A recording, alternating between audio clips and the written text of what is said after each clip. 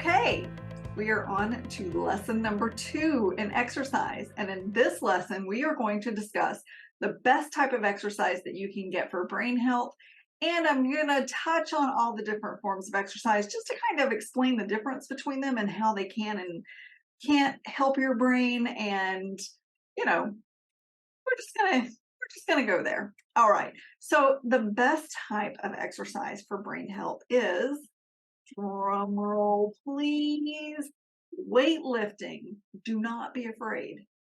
Ladies, I'm sure you've heard this by now. If you are part of my generation or the generation before me, we were taught that weightlifting makes us bulky and unattractive. And I am here to tell you that is completely false. I have been lifting weights for years and I am not bulky by any means whatsoever. I have a little bit of extra loving on me, but I am not muscular in terms of having a big weightlifter's body. In order to get that, you really need to be working out. Oh, I don't know, 4 to 6 hours a day. Yeah, so you don't have anything to worry about. So why is weightlifting the best thing that you can do for your brain? Well, there is a protein that your muscles will release when you lift weights called BDNF, and that is brain-derived neurotrophic factor. Neurotropic factor. I do it every single time, so I'm not even going to try to re-record because I'll do it again. Brain-derived neurotropic factor. And what that is a protein that actually goes up into your brain and helps protect long-term memories. And what is Alzheimer's and other forms of dementia? It is the breakdown of the memories through, damage and detriment to the brain by the what used to be considered the buildup of plaque on the brain, but we have now learned is actually a protection that's for the brain. But anyway, I digress. BDNF is a protein that your muscles release when you lift weights that actually goes up into the brain and helps protect those long-term memories. It will prevent the plaque buildup because it's actually promoting the neurons that your brain needs to reincorporate memories and make sure that things stay tightly knit together. So you want to produce that BDNF. Now, let's talk briefly about the differences between the different types of workouts. So, like I've mentioned, weightlifting. Then you have HIIT, high intensity interval training. This is like one of the most popular forms of workouts today that you can do. You can do HIIT weighted, which I do HIIT weighted a lot, or you can just do body weight HIIT, which is fine. And if you're activating your muscles through body weight, you're still giving yourself a benefit. But I'm going to tell you this. If you lift, and I mean lifting heavy, I don't mean taking a 2-pound dumbbell and putting it in your hands and saying, okay, I've done my workout for the day. You're not going to get very far with 2 pounds. You need to be exasperating your muscles. You need to be wearing them out. You need to tear them a little bit, just like you've learned in any anatomy class that you may have taken. They need to have those little rips and tears so they can be so they can heal and repair, because that's where you're getting that production of BDNF. And that's the problem with body weight workouts. It's really, really hard to get to that point. You have to push your body so much harder when you're just doing body weight workouts to get those little tears in the muscles. Like, you really have to push yourself to 100% fatigue. My husband can do that all day long. He loves body weight workouts. I want to get it done. He does his workouts really fast too, but I just want to get that muscle movement going and then be done for the day. And so I lift 5 days a week. I lift for 30 minutes, 5 days a week. And usually, if I do decide to work out a sixth day, I'll throw in a body weight workout. So if you were to lift weights for 20 to 30 minutes, 5 days a week, you would get incredible brain health protection. If you decide you want to just do body weight, you pretty much need to do 30 minutes plus another half, so 45 minutes a day. If you work a full-time job, that could be really hard to do. And if you listened to my previous message or my previous, and if you listen to my previous, I'm having a brain fart.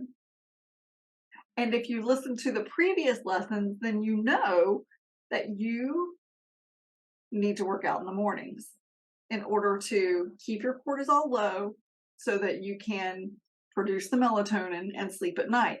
It all works together. You need to be working out in the morning.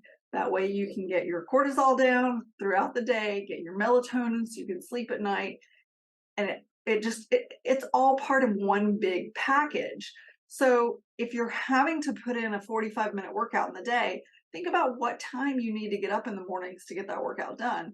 And is it worth it for you to just go buy a few weights to make it easier for you to get that pump really quickly?